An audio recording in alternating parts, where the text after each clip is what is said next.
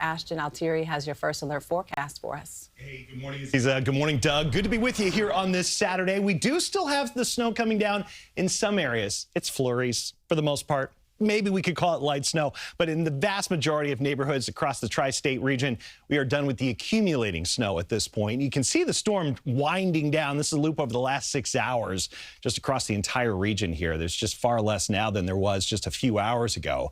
That said, you can see some very light snow, a few flurries flying around in Morris County, New Jersey, and then along Long Island, you can find some light snow. Islip right now. Some light snow in the area. Smithtown, same thing. Brookhaven as well.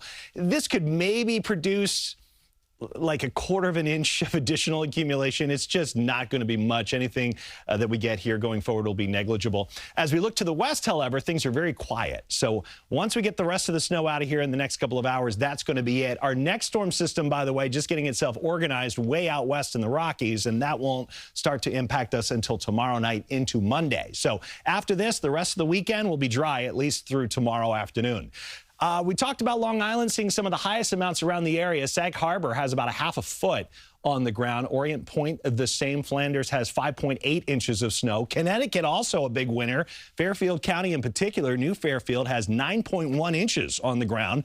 Not far from there in Bristol, about 8 inches of snow. Stamford has almost 6 inches of snow. New Jersey, lower amounts. We got the dry slot in North Jersey, as we were discussing just a little while ago. Franklin Lakes, however, was able to squeeze out a little over 3 inches of snow. Sparta, 2.5 inches. Park Ridge, 2.2. And Hoboken, about 1.5 inches of snow just across the river. So the futurecast here, computer model showing the rest of the snow. We're wrapping up here in the next couple of hours. We hold on to the cloud cover through at least early afternoon. Sunsets just after 4:30 today. Days are slowly getting longer now that we're past the winter solstice.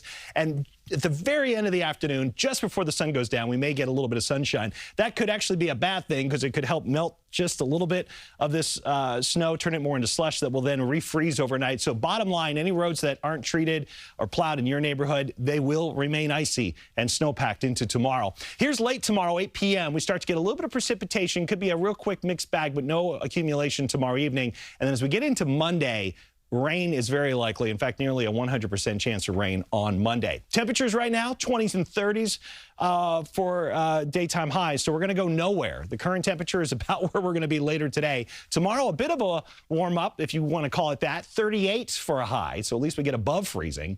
And then on Monday, we get up to 48 degrees. And that's going to be rain for us as we start next week. I know who wants to talk about Monday morning on a Saturday, but it's coming for Monday. And then Tuesday will be dry. Wednesday, Thursday will be dry as we wrap up the year and welcome 2026.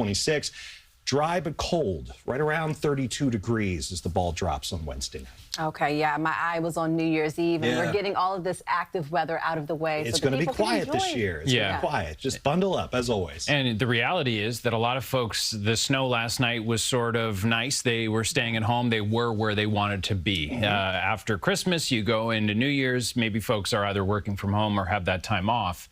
But again, the warming temperatures on Sunday and the rain that we're going to see before New Year's Eve, it's good for just getting this ice out of the way. Right. I mean, almost all of this will be gone by New Year's now with the rain that we'll get on Monday. And yeah, if you were dreaming of a white Christmas, most of us didn't get that, but we do have a white weekend in most areas. Yeah, exactly. A couple days late. That's not bad. Ashton, we appreciate it. Thank you. Thank you for being with us.